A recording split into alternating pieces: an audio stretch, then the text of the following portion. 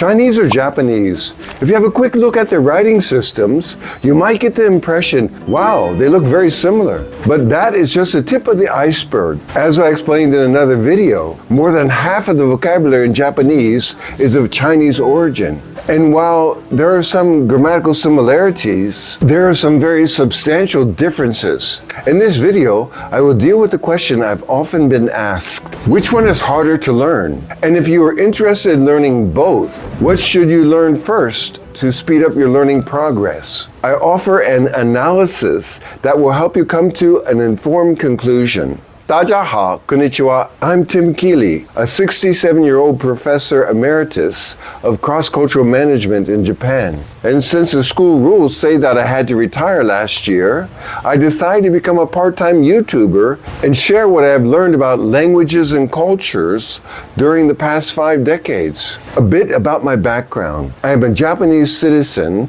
and I have lived in Japan most of my life. My journey with the Japanese language began 44 years ago in Poland, 2 years before I immigrated to Japan. Once in Japan in 1981, I was also captivated by the beauty and the complexity of Chinese. And yes, I mean standard Chinese, also known as Mandarin. This led me to pursue further studies in a master's degree program in Chinese literature at the prestigious Kyushu University in Fukuoka, Japan. With years of immersion and academic study in both languages, I have gained a deep understanding of their complexity, beauty, and yes, their challenges. In this video, I'm going to share my insights into what makes learning Japanese and Chinese uniquely challenging. This comparison will be based on my personal experiences, academic background, and research. Stay tuned as we compare the difficulty of their grammatical structures, pronunciation nuances, writing systems, and polite speech levels. This video is a bit long because I want it to be thorough and enlightening. There are too many videos out there that lack that. Some people spread the myth that Chinese doesn't have grammar. This likely stems from a misunderstanding of what constitutes grammar and how it varies across different languages. Grammar is a set of rules that governs the structure of sentences in a language, including how the words are formed and arranged. All languages, including Chinese, have their own unique grammatical systems. In many European languages, such as Spanish and German, grammar includes a significant amount of inflection, which means that words change their form to express grammatical relationships such as tense, case, especially in most Slavic languages, or number. For example, a Romance language such as Spanish has many more verbal inflections than English does, as seen in this chart. Chinese operates differently. It is an analytic or isolating language, meaning it uses fixed word forms with little or no inflection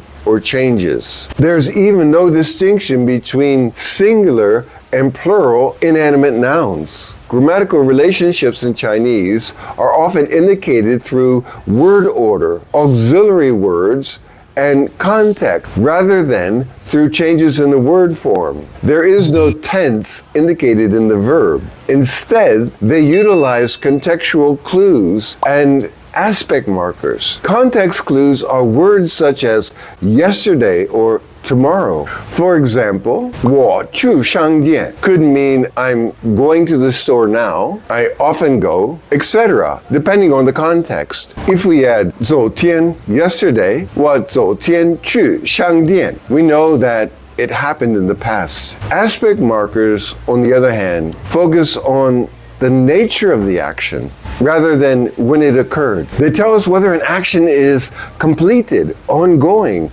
habitual, or occurring just once. For example, 了还没过，他去了日本. He went to Japan. 他还没去日本. He hasn't gone to Japan yet. 他去过日本. He has been to Japan. This is a common characteristic of many Southeast Asian languages, ranging from Thai to Indonesian. And I explore the grammatical similarities of these languages in this video. Japanese presents an interesting mix of both analytic and synthetic linguistic characteristics. As an analytic language, Japanese shows a lack of noun inflection. Inanimate nouns in Japanese do not change form based on number, singular or plural, gender, or case. On the other hand, Japanese is also synthetic because it has a complex system of verb and adjective inflection. Verbs, and even some adjectives in Japanese, conjugate to express various nuances such as tense, mood, aspect, and politeness levels. Japanese has 3 verb groups: godan verbs, ichidan verbs, and irregular verbs, as well as 14 conjugation forms. The possible forms of godan verbs are shown in this chart. As you can see, it is quite complex and it takes significant effort to master. In the following chart, you see the irregular verbs, confusing verbs that sound the same but have different meanings and conjugations, honorific and humble irregular forms, and the conjugation of certain adjectives. So while both languages have their unique grammatical rules, the complexity of inflection in Japanese presents a notable challenge, especially when compared to the more straightforward verb usage in Chinese.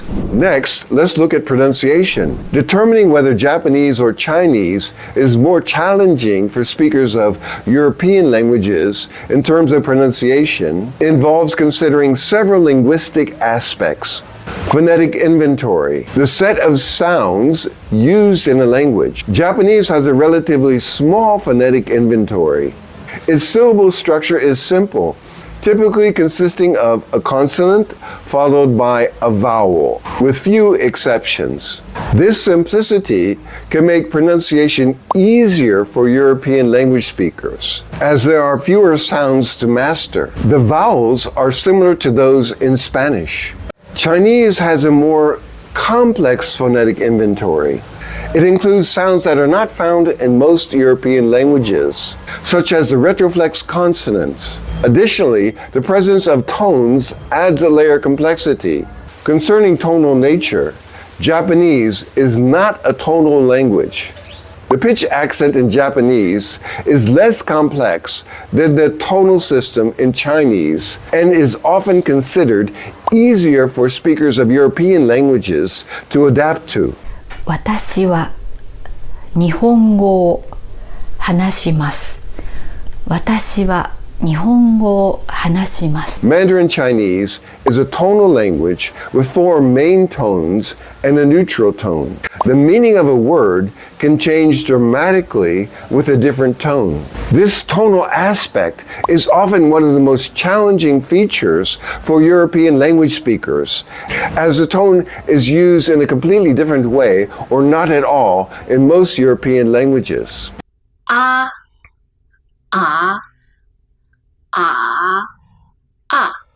As for phonological processes, Japanese has more phonological processes, like devoicing vowels between voiceless consonants that might be unfamiliar to European language speakers, but are generally not as challenging as mastering tones.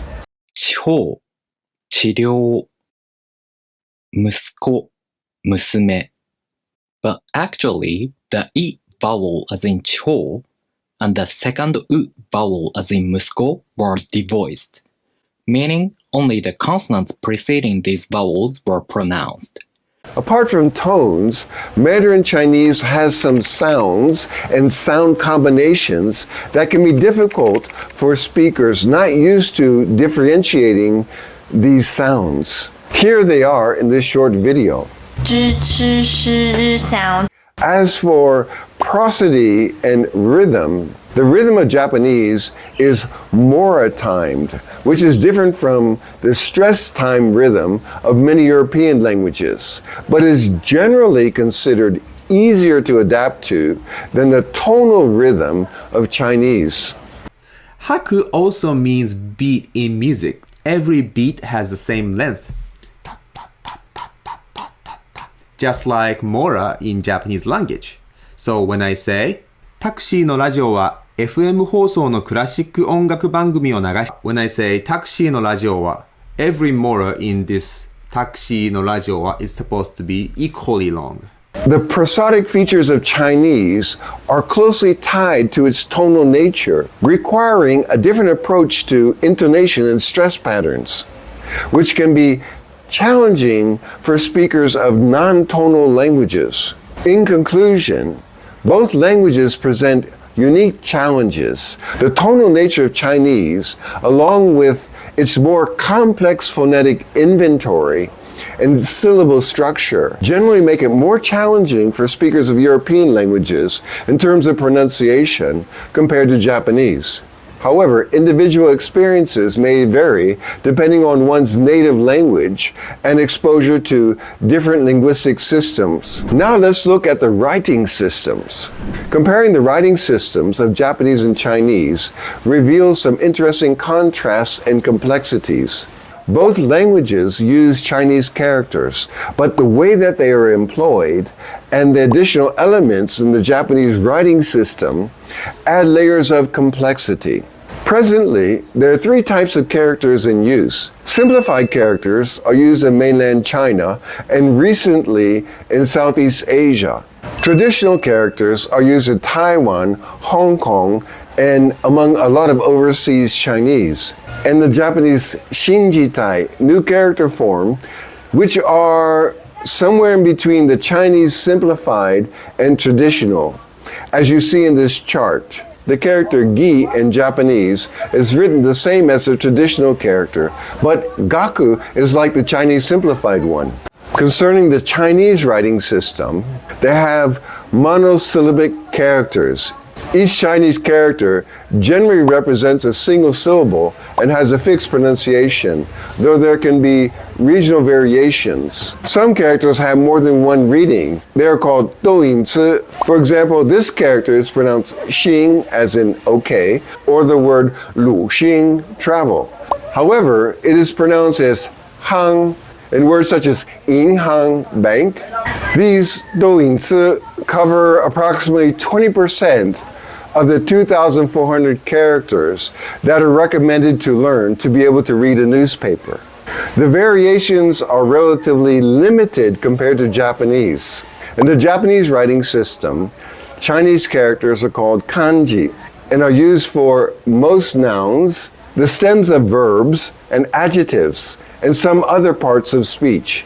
Each kanji can have multiple readings.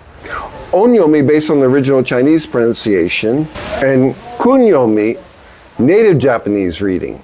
For example, this character, kuruma is car for kunyomi, and densha, sha, train, in the case of the onyomi.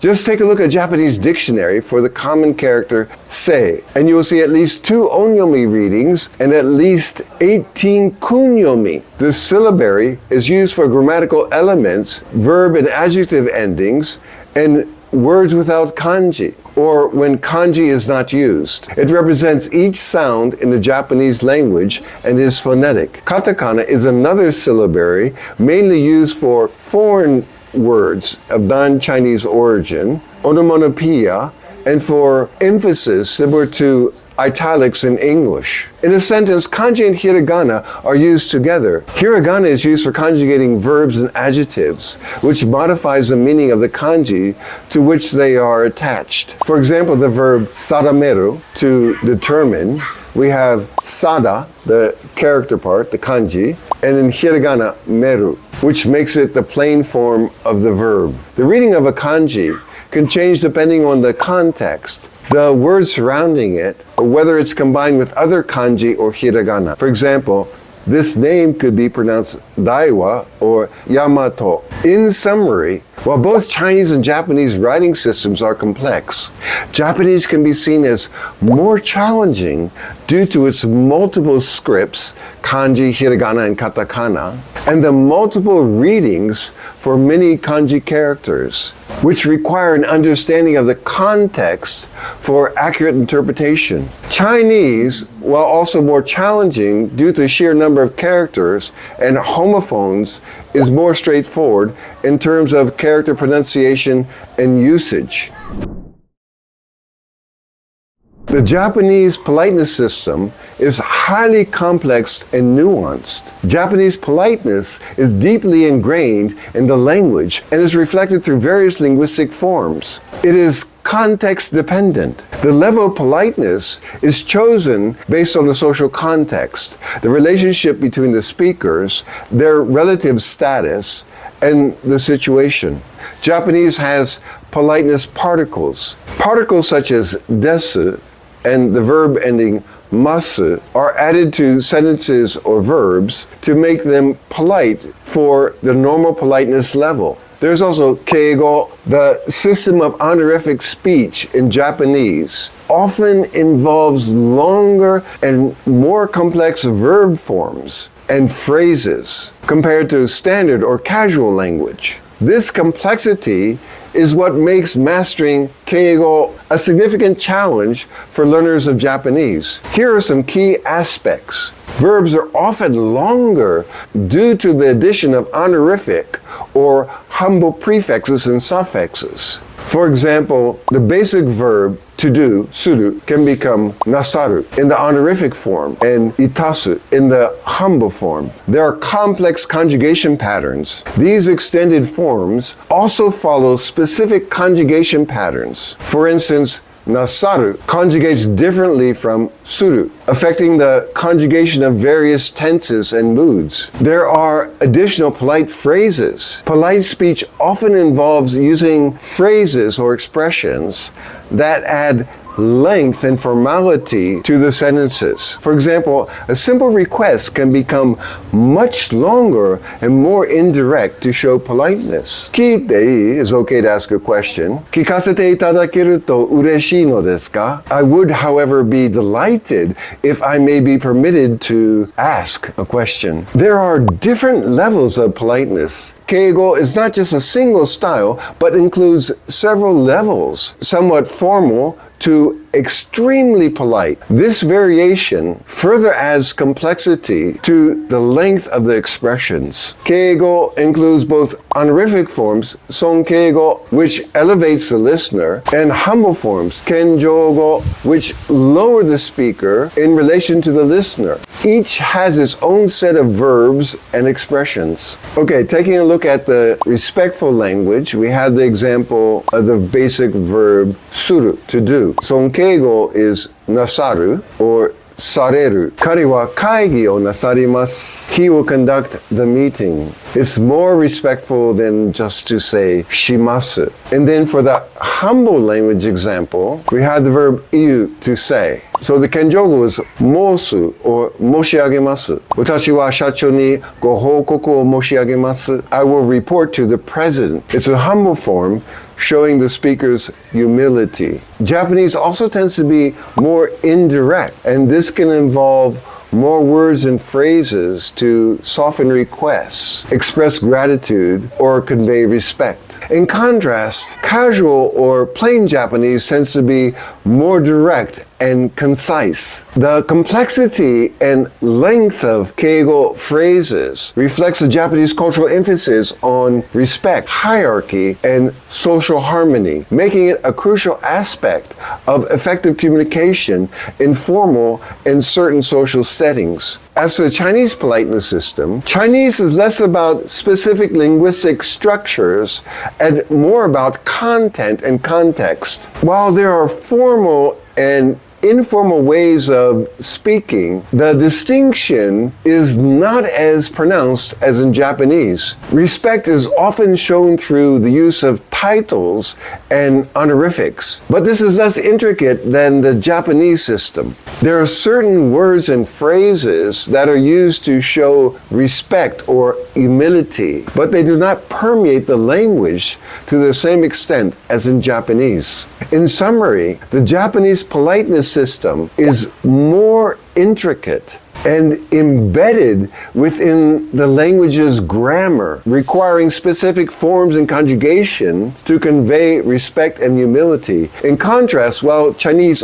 also values politeness and respect, its expression is less tied to linguistic structure and more reliant on context, usage of respectful vocabulary, and nonverbal cues. Japanese requires learners to master complex levels of polite speech as an integral part of the language, whereas Chinese politeness is more flexible and less grammatically structured. Concluding our comparative analysis, it is clear that when evaluated against the four criteria discussed, the writing system complexity, grammatical structure, pronunciation nuances, and politeness levels, Japanese presents a more formidable challenge for speakers of European languages. This assessment stems from nuanced verb conjugation patterns, the intricate blend of the three scripts in its writing system, kanji, hiragana, and katakana, and the depth of its politeness system,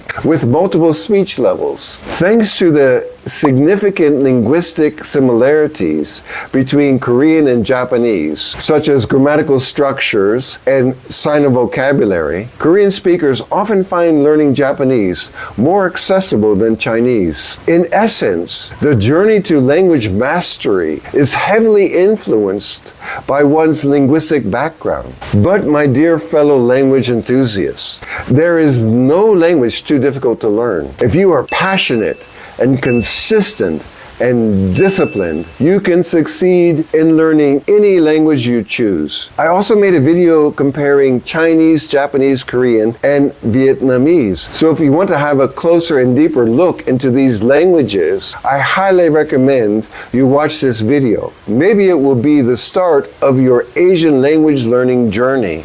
Thank you so much, and I'll see you in the next video.